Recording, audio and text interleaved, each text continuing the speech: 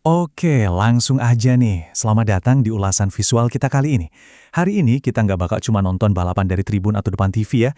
Kita bakal turun langsung ke pit stop, nyium aroma oli dan bensin yang khas banget itu, dan ngerasain langsung evolusi Formula 1 dari sudut pandang yang paling dekat. Yep, dari kacamata seorang mekanik di dalam garasi tim. Sebagai mekanik, kitalah yang tangannya belepotan oli waktu ngebangun mesin-mesin gila ini. Kita udah lihat langsung loh, gimana F1 berubah dari sekedar adu kencang yang super nekat, jadi raksasa teknologi mutakhir kayak sekarang.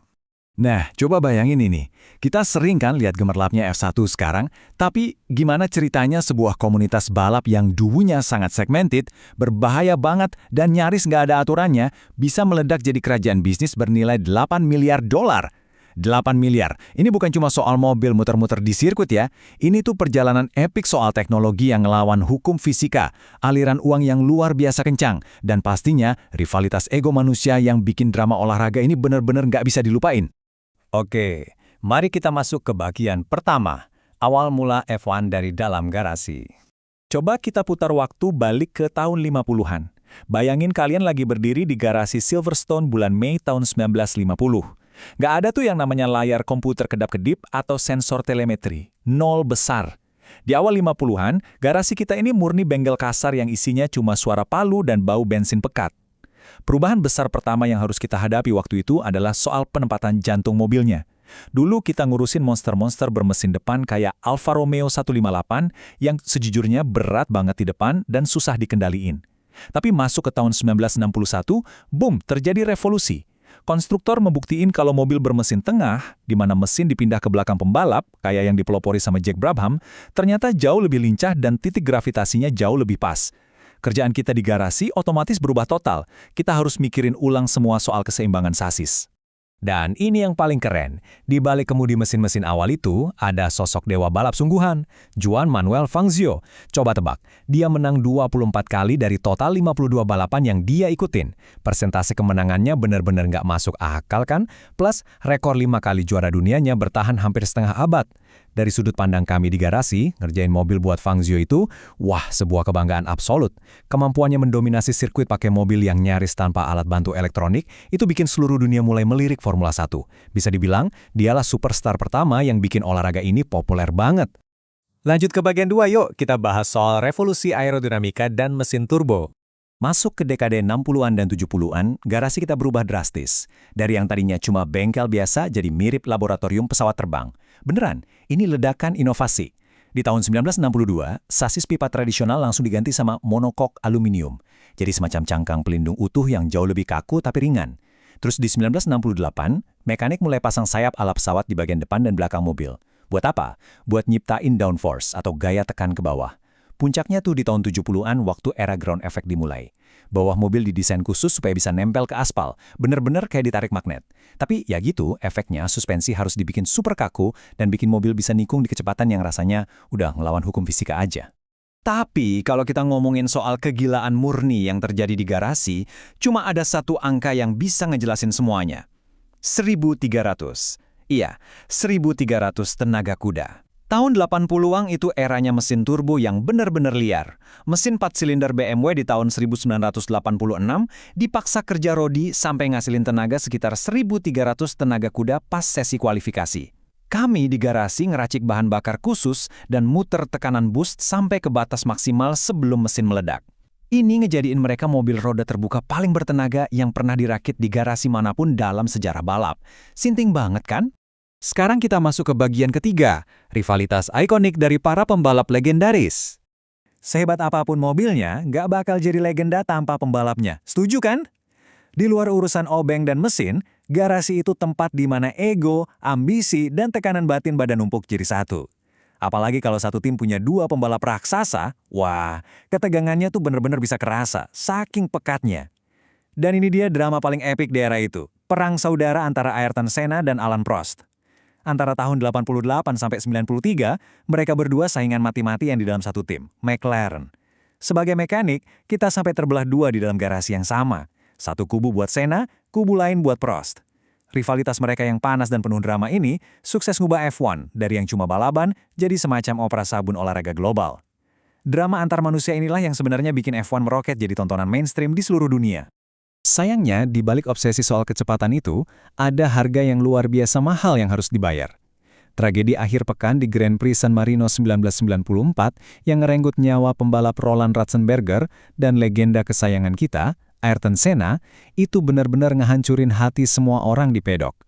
Buat kami para mekanik, momen itu adalah titik balik yang paling mutlak. Udah, nggak ada kompromi lagi. Prioritas utama kami langsung berubah drastis. Bukan lagi cuma bikin mobil paling kencang, tapi mastiin pembalap yang masuk ke kokpit itu bisa keluar lagi dalam keadaan hidup. Sejak detik itu, keselamatan jadi pondasi dari semua desain mobil. Oke, sekarang kita melangkah ke bagian 4, ekspansi bisnis miliaran dolar. Mari kita lihat gimana semua ini makin membesar.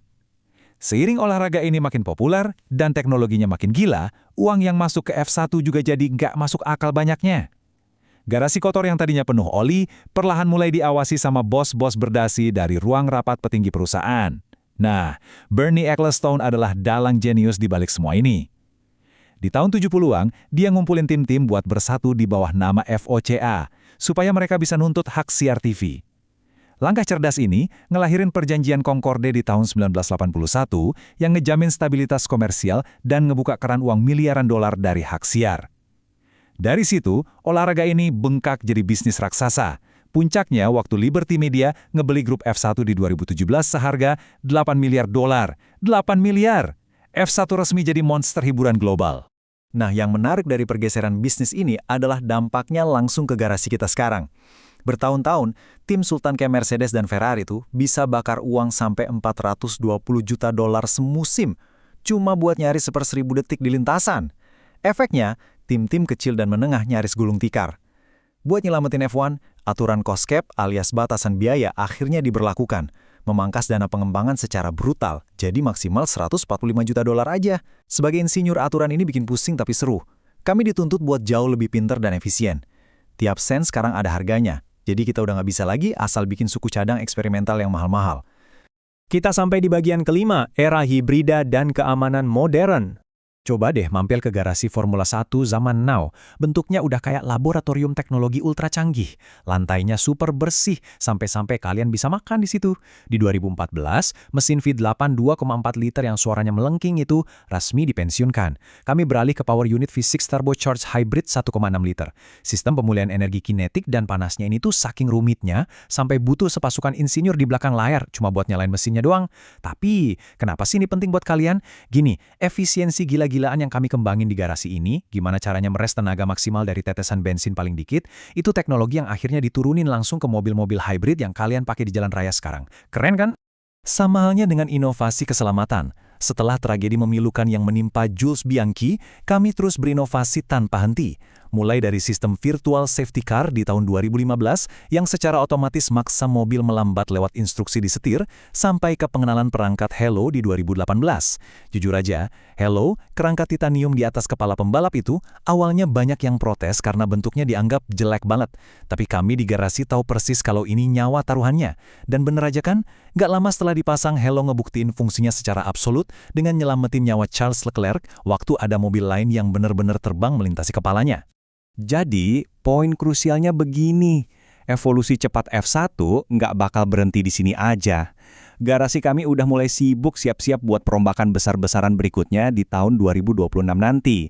Kami bakal sepenuhnya ninggalin bahan bakar fosil konvensional dan pindah 100% ke bahan bakar berkelanjutan. Nggak cuma itu, porsi tenaga dari motor listrik di mobil bakal melonjak 3 kali lipat sampai 350 kW. Masa depannya begitu menjanjikan, sampai-sampai raksasa otomotif baru kayak General Motors lewat bendera Cadillac mutusin buat ikut terjun ngeramein persaingan di grid. Seru banget buat ditunggu. Dari sekedar bengkel kasar berbau bensin di Silverstone tahun 1950, sampai jadi kerajaan hibrid bernilai miliaran dolar hari ini, kita udah ngelewatin semuanya. Mobil yang melaju kencang nyaris terbang, nyawa yang hilang dan nyawa yang berhasil diselamatkan, sampai rivalitas ego manusia yang sukses membius dunia.